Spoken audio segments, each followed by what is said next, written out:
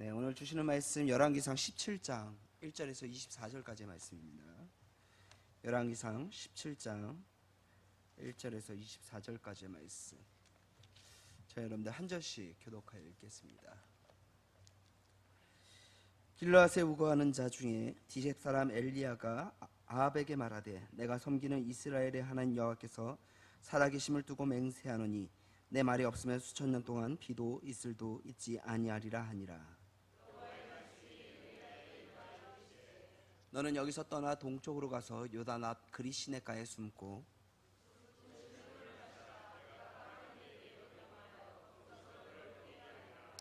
그가 여호와의 말씀과 같이 하여 곧 가서 요단 앞 그리시네가에 머물매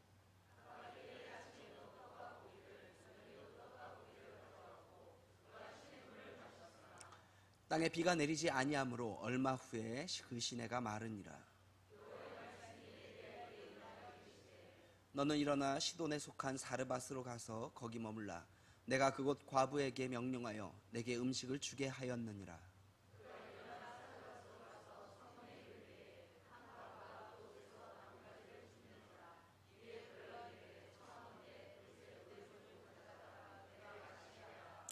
그가 가지러 갈 때에 엘리야가 그를 불러 이르되 청하건대 내 손에 떡 한 조각을 내게로 가져오라.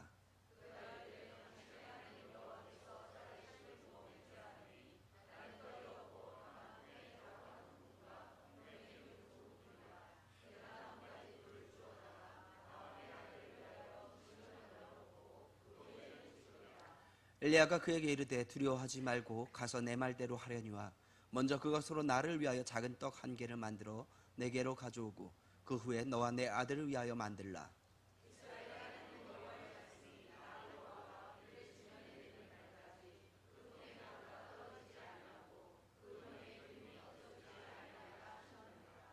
그가 가서 엘리야의 말대로 하였더니 그와 엘리야와 그의 식구가 여러 날 먹었으나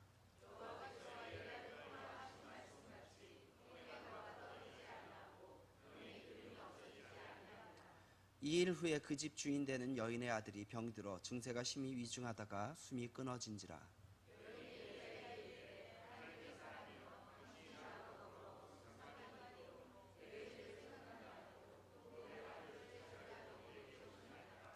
엘리야가 그에게 그의 아들을 달라 하여 그를 그 여인의 품에서 받아 안고 자기가 거처하는 다락에 올라가서 자기 심상에 누이고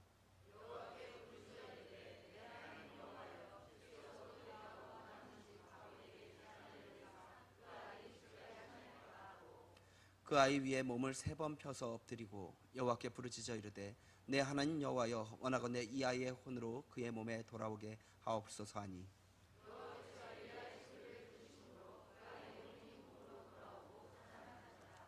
엘리야가 그 아이를 안고 다락에서 방으로 내려가서 그의 어머니에게 주며 이르되 보라 내 아들이 살아났느니라.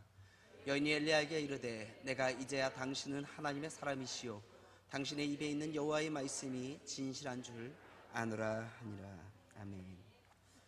네, 주신 이 말씀을 통해서 하나님은 당신의 사람을 세우십니다 라는 제목으로 함께 말씀 나누겠습니다. 오늘 본문에서 우리는 엘리야의 이야기를 이제 살펴보려고 합니다.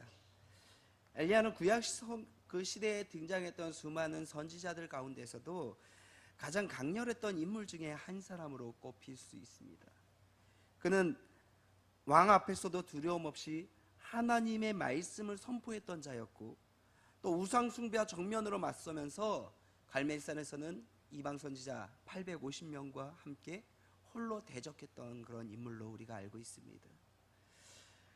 그런 엘리야의 이야기를 우리가 이해하기 위해서는 그가 살았던 시대가 어떤 시대였는지를 오늘 우리가 알아야겠죠. 원래 이스라엘은 사울과 다윗 그리고 솔로몬의 대를 이어가면서 하나의 왕국으로 그렇게 늘 형성해서 나갔던 역사입니다.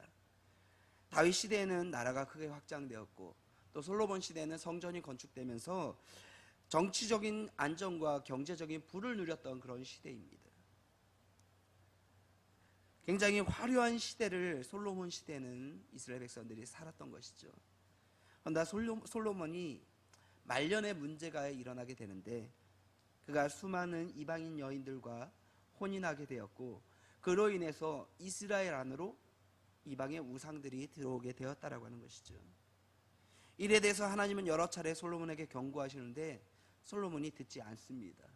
그래서 결국에는 이스라엘이 이제 솔로몬이 죽은 후에 둘로 나눠지게 되는데, 그들이 가나안 땅을 정복할 때 각 지파가 땅을 분배받은 대로 남쪽에 있는 유다와 베냐민 지파를 이제 모여서 그 예루살렘을 수도로 하는 남유다가 형성이 되었고, 나머지 북쪽의 10개의 지파가 사마리아를 수도로 하는 북이스라엘이 됩니다. 이때부터 성경은 두 나라의 역사를 동시에 기록하기 때문에 우리가 열왕기 상하, 역대기 상하를 보면 계속해서 왔다 갔다 하는 것을 보면서 굉장히 혼돈스럽기도 하죠. 그런데 한 가지 중요한 사실 우리가 기억하면 되는데, 그것은 바로 이 왕정시대의 전체 흐름을 이해하는 데에서 굉장히 도움이 되는 것입니다. 그것이 무엇이냐면, 북이스라엘은 시작부터 끝까지 단 한 차례도 하나님을 제대로 경외한 적이 없었다라고 하는 것이에요. 처음 왕이었던 여로보암 시대부터 그들은 하나님을 떠난 채 그렇게 살아왔던 것입니다. 초대왕 여로보암은 백성들이 이제 성전에서 하나님께 예배하기 위해서 가야 하는 곳이 예루살렘이다 보니까 북이스라엘의 백성들이 예루살렘으로 내려가는 것을 막고자 베델과 단의 금송아지 신상을 만들고 그곳에서 이제 우상 숭배할 것을 장려를 했습니다. 이후 북이스라엘 왕이 여러 번 바뀌고 왕조도 바뀌었지만 상황은 전혀 달라지지 않았습니다. 북이스라엘이 200년의 역사 가운데 왕이 19번이 바뀝니다.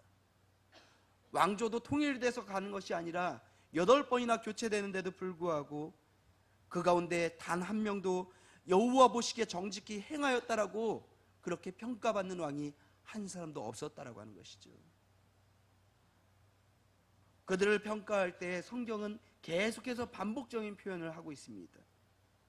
대표격으로 우리가 열왕기하 13장 11절과 14장 24절 말씀해 보면 똑같은 말을 계속하고 있습니다. 그것이 무엇입니까? 느밧의 아들 여로보암의 모든 죄에서 떠나지 아니하였다는 거예요. 왕이 바뀌어도 그들의 범죄는 변하지 않았고 왕조가 교체되었어도 그들의 상황은 바뀌지 않았다라고 하는 것이죠. 이것이 하나님을 떠난 나라의 영적인 현실인 겁니다. 반면에 남유다는 아사, 여호사밧, 히스기야, 요시아와 같은 하나님 보시기에 정직한, 그래서 하나님을 신실하게 섬기는 여러 왕들이 있었습니다. 하지만 북이스라엘에는 그런 왕이 한 사람도 없었던 것입니다. 그나마 예후가 바알 숭배를 금지시키면서 개혁을 하기는 합니다. 그러나 여로보암의 금송아지 숭배는 그가 버리지 않았기 때문에 그 또한 성경에서는 하나님 앞에 신실한 왕으로 평가를 내리지 않고 있습니다. 아마 열왕기하 10장 29절 말씀, 28절부터 29절 말씀입니다. 함께 읽겠습니다. 예후가 이와 같이 이스라엘 중에서 바알을 멸하였으나 이스라엘에게 범죄한 느밧의 아들 여로보암의 죄, 곧 베델과 단에 있는 금송아지 섬기는 죄에서는 떠나지 아니하였더라. 예후는 바알은 금했으면서도 왜 그렇게 완전한 종교개혁을 이루지 못했을까요? 그 이유는 금송아지 신상마저도 없애버리게 되면 북이스라엘 백성들이 어디서 예배하겠습니까? 예루살렘으로 내려가겠죠. 그로 인해서 북이스라엘의 정치적인 기반이 흔들리는 것을 염려하여 결국에는 금송아지 신상을 끝내 제거하지 못했다라고 하는 것입니다. 결국 예후도 하나님보다는 자신의 왕권과 국가 체제를 더 높게 생각하다 보니까 끝내 여로보암의 죄를 떠나지 못했다라고 하는 겁니다. 그리고 오늘 본문 말씀은 이스라엘의 가장 역사상 어두웠던 시대인 아합의 시대를 우리에게 보여주고 있습니다. 열왕기상 16장은 아합에 대해서 굉장히 충격적인 평가를 내리는데 16장 30절 말씀해 보면 그가 이전의 모든 왕들보다 더 악한 일을 행하였다라고 기록합니다. 특히 그는 시돈 왕의 딸 이세벨과 혼인을 하면서 바알 숭배를 국가적으로 확산을 시킵니다. 당시 북이스라엘 백성들은 이 바알을 농경의 신으로 여겼습니다. 바알이 비를 내리고 풍년을 가져다주는 그런 신으로 알고 있었습니다. 그러다 보니 하나님보다 바알이 자신들의 삶을 더욱더 풍요롭게 여겨줄 거라고 생각하게 되었다는 것이죠. 그런데 그때 하나님은 하나님의 사람 엘리야를 통해서 말씀하십니다. 오늘 우리에게 주신 본문 1절 말씀입니다. 함께 읽겠습니다. 길르앗에 우거하는 자 중에 디셉 사람 엘리야가 아합에게 말하되 내가 섬기는 이스라엘의 하나님 여호와께서 살아계심을 두고 맹세하노니 내 말이 없으면 수년 동안 비도 있을죠. 아멘. 이 말씀은 그냥 단순하게 심판을 선언하는 것이 아니라 북이스라엘 백성들에게 비를 내리는 분도 또 그 비를 멈추게 하는 분도 오직 여호와 하나님이심을 그렇게 보여주고자 하셨던 것입니다. 그러니까 엘리야의 그 이야기는 단순한 한 선지자의 이야기가 아니라 하나님을 떠났던 그 백성들을 다시금 하나님께 돌이키게 하기 위한 그런 하나님의 부르심이었던 것이고, 오늘 본문이 바로 그 시작을 보여주고 있는 것입니다. 그래서 이제 우리가 주신 본문 말씀을 통해서 하나님이 엘리야를 과연 어떻게 사용하셨는지 그 모습을 살펴보려 합니다. 그리고 주신 말씀을 통해서 하나님께서 이 엘리야를 세우셨던 이유가 무엇인지, 그리고 우리 역시 어떻게 하나님 앞에서 쓰임받는 그런 삶을 살아갈 수가 있게 되는지 함께 살펴보도록 하겠습니다. 첫 번째로 우리가 기억할 것은요, 하나님은 타협하지 않는 사람을 세우신다는 것입니다. 엘리야가 처음 등장하면서 선포했던 말씀은 당시 굉장히 충격이었습니다. 무엇입니까? 내 말이 없으면 수년 동안 비도 있을죠 있지 아니하리라. 이 말씀은 그냥 단순하게 앞으로 가뭄이 있을 것을 예언하는 것이 아니라 당시 북이스라엘 백성들은 바알이 비를 내려주는 것으로 생각하고 있었는데, 왜냐하면 그가 풍요와 풍년을 가져다 줄 것이라 여기다 보니 비를 내리는 것도 당연히 바알에게서 온다라고 여겼던 것이죠. 그런데 엘리야는 그런 사회적인 분위기 속에서 아합 왕에서 담대히 선언하고 있습니다. 비를 내리는 이는 바알이 아니라 오직 여호와 하나님이시다라고 말하고 있는 것이죠. 여러분, 이건 단순하게 그냥 종교적인 주장이 아니라 온 나라가 믿고 있었던 그 가치관에 대해서 정면으로 도전하는 것이었습니다. 생각해 보십시오. 온 나라가 바알을 믿고 있습니다. 나라에서 바알을 적극적으로 장려하고 있습니다. 심지어 하나님의 선지자들은 핍박을 피해서 숨어 지내야 할 정도로 우상 숭배가 그렇게 당연한 것으로 여겨지던 시대였던 것입니다. 그런 상황 가운데서도 엘리야가 아합 왕 앞에 나아가서 비도 이슬도 내리지 않을 것이다라고 선언하는 것은요, 나를 죽여달라 말하는 것과도 같은 것 아니겠습니까? 근데 엘리야는 그런 시대의 분위기를 따르지 않았습니다. 그는 사람의 생각보다 하나님의 말씀을 더 중요하게 여겼던 사람이었고, 왕의 권세보다 하나님의 권세를 더 두려워했던 자였다는 겁니다. 그런데 성경을 보면요, 하나님께서 항상 이런 사람들을 사용했던 것을 우리가 볼 수 있습니다. 모세도 어떻게 합니까? 바로 앞에 가서 하나님의 말씀을 선포하지 않습니까? 다니엘도 바벨론 제국 한가운데서 그렇게 믿음을 지켜나가지 않습니까? 사도들도 밖에 가운데서 그렇게 복음을 전하는데 힘쓰지 않습니까?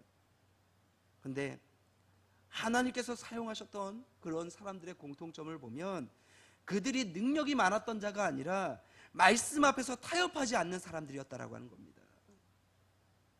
그렇습니다. 우리가 믿음을 지킨다라고 하는 것은요, 어떤 거창한 것이 아닙니다. 아주 사소한 것에서 우리가 믿음을 지키는 것이 드러나게 됩니다. 사람들이 다 그렇다라고 이야기할 때 말씀대로 살아가려고 하는 것, 손해가 극명할지라도 정직함을 선택하는 것, 그리고 하나님의 뜻이 분명하다라고 한다면 세상의 기준보다 말씀을 우선시하는 것, 이것이 바로 믿음인 겁니다. 디셉 사람 엘리야가 특별했던 이유는요, 그가 어떤 특별한 능력이 있고 굉장히 유능했던 사람이었던 서가 아니라 모두가 하나님을 떠나 있을 그때에 하나님의 편에 서 있었다라고 하는 것이에요. 물론 믿음을 지킨다는 것은요, 결코 쉬운 것이 아닙니다. 엘리야 역시 하나님의 말씀을 선포한 후에 아합에게서 미움을 받아서 몸을 피해야 하는 그런 상황을 맞이하거든요. 그러나 중요한 것은 하나님께서 하나님의 사람을 홀로 두지 않으셨다라고 하는 것입니다.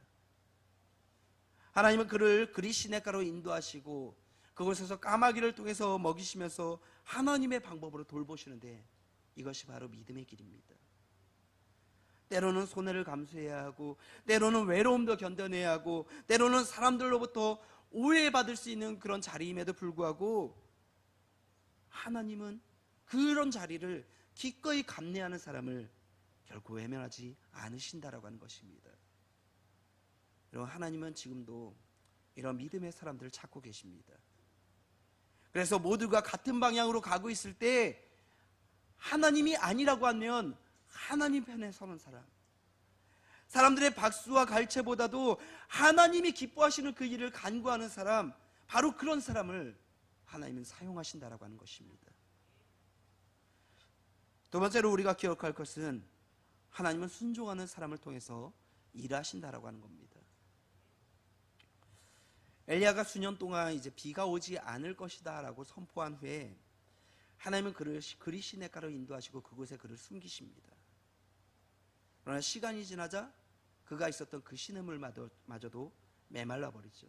어쩌면 당연하죠. 그가 하나님의 말씀을 선포한 대로 비와 이슬도 있지 않으니 시냇물이 마르는 것은 당연한 것 아니겠습니까? 우리가 여기서 한 가지 사실을 발견할 수가 있게 되는데, 그것은 우리가 하나님의 인도하신 가운데 있을지라도 언제나 아무 문제가 없는 것은 아니다라고 하는 것입니다. 그렇습니다. 우리가 하나님의 뜻대로 살고 있음에도 불구하고 예상하지 못한 어려움을 만날 수 있고, 또 하나님의 말씀에 순종하고 있음에도 불구하고 길이 막히는 것 같은 그런 때가 있다는 것입니다. 시냇물에 마르는 것이 어찌 보면 엘리야에게도 그런 일이었겠죠. 하지만 놀라운 것은요, 하나님은 그 시냇물이 마르기 전에 이미 또 다른 계획을 준비하고 계셨다는 것입니다. 오늘 본문 9절 말씀입니다. 함께 읽겠습니다. 너는 일어나 시돈에 속한 사르밧으로 가서 명령하여 내게 음식을 주게 하였느니라. 하나님의 계획은 그를 사르밧으로 보내는 것입니다. 하지만 그곳에서 하나님께서 준비하셨던 인물이 정말 예상 밖의 인물인데, 부유한 상인도 아니고 영향력이 있는 권력자도 아니었습니다. 그가 누구입니까? 당시 사회적으로 너무나 약자였던 과부를 준비해 두셨습니다. 더욱이 본문에 등장하는 이 과부는 그 형편조차 넉넉하지 못해 정말 마지막 남은 가루 한 줌과 기름 조금으로 아들과 마지막 신사를 준비하고 있었던 그런 상황입니다. 이 식사를 마친 후에는 죽음을 기다려야 하는 그런 상황에 놓여 있었던 여인이었습니다. 인간적인 눈으로 볼 때 도움을 줄 수 있는 여인이 아니라 도움을 받아야 하는 그런 여인이었던 것이죠. 그런데 하나님은 이 여인을 통해 엘리야를 공급하시겠다고 분명히 말씀하셨습니다. 이 여인과 대면한 엘리야가 그 여인의 사정을 다 들었습니다. 어떤 사정입니까? 본문 12절 말씀에 보면 통에 가루 한 움큼과 병에 기름 조금밖에 없어 나와 내 아들이 먹고 죽을 것이다 라고 이야기하고 있습니다. 이런 이야기를 들었던 엘리야의 반응이 어떻습니까? 13절 말씀에 보면 도리어 그것을 먼저 나를 위하여 작은 떡을 만들어 가져오라라고 이야기하고 있습니다. 결코 쉬운 요청은 아니었겠죠. 여러분 앞에 정말 먹고 죽을 것밖에 없는 그것이 다인 그 사람에게 가서 나에게 먹을 것을 달라 할 수 있는 사람이 누가 있겠습니까? 오히려 나에게 있는 것 정말 털어서라도 주고 나와야 하는 그런 상황에서 엘리야가 그 여인에게 나에게 먹을 것을 먼저 가져다 달라고 요청하고 있습니다. 충분히 남아있는 것이 아니라, 정말 그 남아있는 것 가운데 조금 나누어 달라고 하는 것이 아니라 마지막 남은 것을 내어달라 하는 것이죠.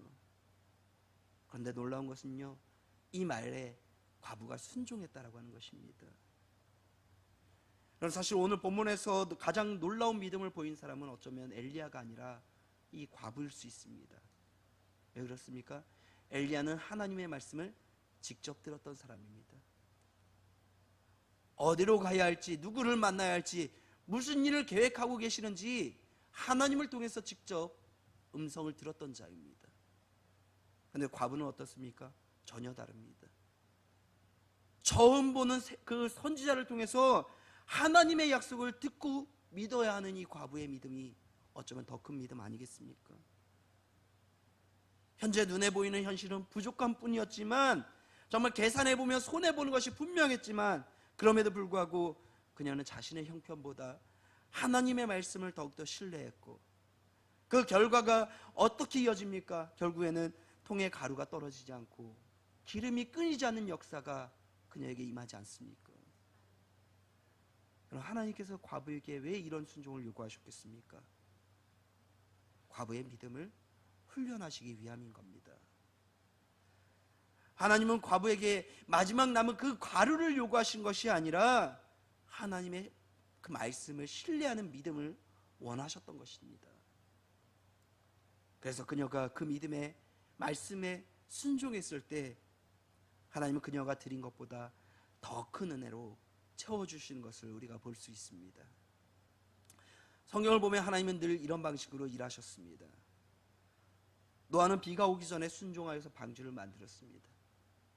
이스라엘 백성들은 홍해가 갈라지기 전에 먼저 홍해 앞으로 나아갔습니다. 한번 출애굽기 14장 15절 16절 말씀 볼까요?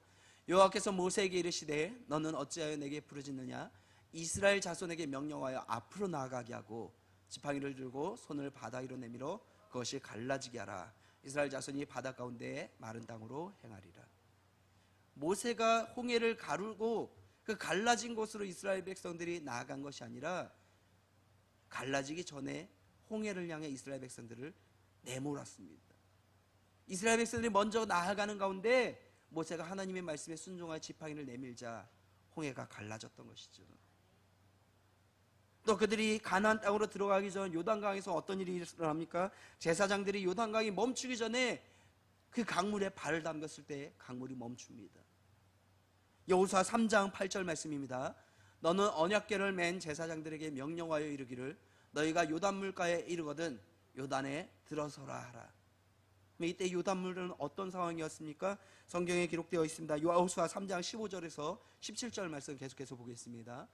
요단이 곡식 거두는 시기에는 항상 언덕에 넘치더라. 궤를 맨 자들이 요단에 이르며 궤를 맨 제사장들의 발이 물가에 잠기자 곧 위에서부터 흘러내리던 물이 그쳐서 사르단에 가까운 매우 멀리 있는 아담 성읍편들에 일어나 한 곳에 쌓이고 아라바의 바다 여매로 향하여 흘러가는 물은 온전히 끊어짐에 백성이 여리고 앞으로 바로 건널세 여호와의 언약궤를 맨 제사장들은 요단 가운데 마른 땅에 굳게 섰고 그 모든 백성이 요단을 건너기를 마칠 때까지 모든 이스라엘은 그 마른 땅으로 건너갔더라. 요단이 멈춘 후에 제사장들이 발을 먼저 내디딘 것이 아니에요. 둑을 타고 범람할 정도로 가득 찬 그 요단강을 제사장들이 들어서는 순간 물이 멈추었습니다. 이처럼 하나님은 늘 순종이 있은 후에 그 순종 뒤에 역사하시는 것을 우리에게 보여주십니다. 그렇다면 이제 우리가 하나님의 그 말씀 앞에서 어떠해야겠습니까? 모든 것이 이해된 뒤에 그때 우리가 순종하려 하고 모든 것이 준비된 뒤에 그때 순종하려 하고 있지는 않습니까? 그러나 하나님은 여전히 먼저 순종하는 사람들을 통해서 일하시는 분이십니다. 하나님의 말씀이라고 한다면 결과를 다 알지 못해도 그 말씀을 먼저 붙드는 사람, 손해보는 것처럼 보여도 하나님께서 책임지실 것을 신뢰하는 그 사람, 자기의 계산보다 하나님의 약속을 더 믿는 사람을 하나님은 사용하신다는 것입니다. 바라기는 우리 강성교회 모든 성도님들이 그런 성도들이 되길 소망합니다. 믿음은 모든 것을 이해한 뒤에 하는 것이 아니라 하나님을 신뢰하면서 순종하는 것입니다. 세 번째로 우리가 기억할 것은 하나님은 고난 속에서 믿음을 더욱더 깊게 하신다는 것입니다. 사르밧 과부는 이미 하나님의 은혜를 크게 경험했던 사람입니다. 한 줌의 가루와 기름이 끊이지 않는 그런 은혜를 경험하지 않습니까? 처음엔 두 사람 먹을 한 끼조차도 제대로 만들 수 없었던 양이었는데 엘리야를 포함해서 세 사람이 몇 날을 먹음에도 불구하고 소진이 되지 않았습니다. 그런데 본문은 그녀가 부족한 가루와 그 기름보다 더 큰 시련을 맞게 되는 것을 보여줍니다.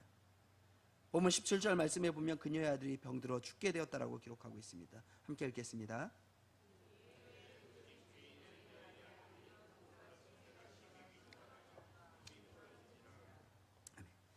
당시 과부에게 있어서 이 아들은 그저 그냥 한 사람의 가족 구성원이 아니었습니다. 집안에 남성이 없다라고 하는 것은 노동력과 생계 수단을 잃는 것이고, 남편이나 아들이 없으면 정말 억울한 일을 당해도 자신을 대신해서 그 일을 해결해 줄 사람이 없기 때문에 착취를 당하는 것이 굉장히 보편적인 상황입니다. 선지자들이 계속해서 반복하면서 고아와 과부들을 압제하지 말라고 이야기하는 이유가 바로 여기 있는 것이에요. 뿐만 아니라 아들은 가문의 계승과 또 노후에 대한 책임을 져줄 사람입니다. 그렇기 때문에 이 과부에게 있어서 이 아들은 단순한 그냥 사랑하는 자녀 그 이상인 것이죠. 그런데 그 아들이 죽었습니다. 이제는 생기에 대한 희망도 없고 노후에 대한 보장과 가문에 대한 미래 모두 사라져버린 그런 상황이 된 것입니다. 그렇습니다. 우리가 하나님의 은혜를 날마다 경험하며 살아간다라고 해서 더 이상 어려움이 찾아오지 않는 것은 아닙니다. 그렇습니다. 믿음의 사람에게도 반드시 고난은 찾아온다는 것입니다.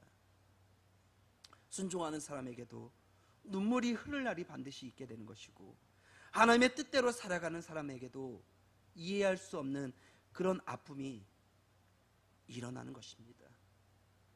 사르밧 과부 역시 이렇게 하나님의 말씀을 믿고 순종했으면서 그에 따르는 하나님의 은혜를 경험했던 사람 아니겠습니까? 그런데도 그녀가 어려움을 겪었습니다. 오늘 본문에 보면 엘리야도 이 상황을 도저히 이해할 수 없었던 것 같습니다. 그래서 그가 하나님께 간구하는 것을 보면 알 수 있습니다. 본문 20절 말씀입니다. 여호와께 부르짖어 이르되 내 하나님 여호와여, 주께서 또 내가 우거하는 집 과부에게 재앙을 내리사 그 아들이 죽게 하셨나이까. 엘리야 역시 이 아들이 왜 죽었는지를 도무지 알지 못했지만 그는 한 가지 중요한 사실을 알고 있었습니다. 그것은 바로 우리가 답을 알지 못하더라도 하나님께 나아가야 한다는 사실입니다. 그는 절망적인 그 상황 가운데서 정말 하나님께 부르짖었고, 하나님께서 그의 기도를 들으시면서 과부의 아들을 살려주십니다. 그렇다면 생명을 주관하시는 이 하나님께서 다시 살리실 과부의 아들을 죽이신 이유는 무엇입니까? 그것은 바로 하나님께서 하나님이심을 보여주기 위함인 겁니다. 북이스라엘이 섬기던 그 바알은 생명을 줄 수는 없는 우상이지만 여호와 하나님은 죽은 자도 살리시는 그 하나님이심을 보여주셨던 것입니다. 그리고 또한 엘리야를 통해서 하나님께서 일하고 계시다라고 하는 것을 확장시켜 주신 것입니다. 이 일이 있은 후에 사르밧 과부의 그 고백이 무엇입니까? 본문 24절 말씀 함께 읽겠습니다. 여인이 엘리야에게 이르되 내가 이제야 당신은 하나님의 사람이시요 당신의 입에 있는 여호와의 말씀이 진실한 줄 아노라 하니라. 생각해보면 이 과부는 정말 밀가루와 기름의 기적을 경험했을 때보다 아들의 죽음과 그 아들의 회복을 통해서 더 깊이 하나님을 알게 되었습니다.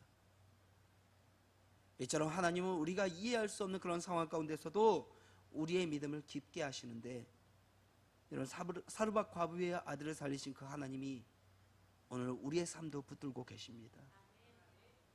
그러므로 우리가 상황보다 하나님을 바라볼 수 있기를 원합니다. 고난보다 크신 그 하나님을 신뢰하면서 모든 상황 속에서 하나님의 말씀이 진실하십니다, 이렇게 고백하는 그런 믿음의 사람들 되기를 간절히 소망합니다. 오늘 우리는 열왕기상 17장을 통해서 하나님께서 엘리야를 어떻게 세워가시는지 함께 살펴보았습니다. 엘리야는 처음부터 갈멜산의 영웅이 아니었습니다. 하나님은 먼저 그를 아합 왕의 앞에서 세우셨고, 그리 시내가에서 훈련시키셨고, 그리고 사르밧 과부의 집에서 순종을 배우게 하셨으며, 고난의 현장 가운데 하나님의 그 능력을 경험하게 하셨습니다. 하나님은 하루아침에 당신의 사람을 세우시는 분이 아니다라고 하는 겁니다. 타협하지 않는 믿음을 세우시고, 순종을 통해 배우게 하시고, 그리고 고난을 통해서 더 깊은 믿음으로 우리가 자라나게 하십니다. 그렇기 때문에 생각해보면 오늘 주인공은 엘리야가 아닙니다. 사르밧 과부 역시 아닙니다. 그렇다면 주인은 누구입니까? 바로 엘리야를 세우시고 과부를 세우시고 죽은 아이를 살리신 그 하나님이신 겁니다. 혹시 요즘 삶 속에서 정말 믿음을 지켜나가는 것이 힘든 분이 계십니까? 믿음으로 구별된 그 삶을 살아내기 위해서 정말 발버둥 치고 계시는 분 계십니까? 하나님은 여전히 타협하지 않는 사람을 찾고 계십니다. 또한 하나님의 말씀은 알고 있지만 내가 정말 순종하기 어려운 분들 계십니까? 하나님은 여전히 순종하는 분들을 통해서 일하고 계시고, 이해할 수 없는 고난 가운데서 우리의 믿음을 깊게 하시고, 그리고 하나님의 살아계심을 경험하게 하십니다. 하나님은 오늘도 능력이 많은 사람을 찾는 것이 아니라 하나님의 편에 서는 사람, 말씀에 순종하는 사람, 그리고 고난 속에서도 하나님을 신뢰하는 사람을 찾고 계십니다.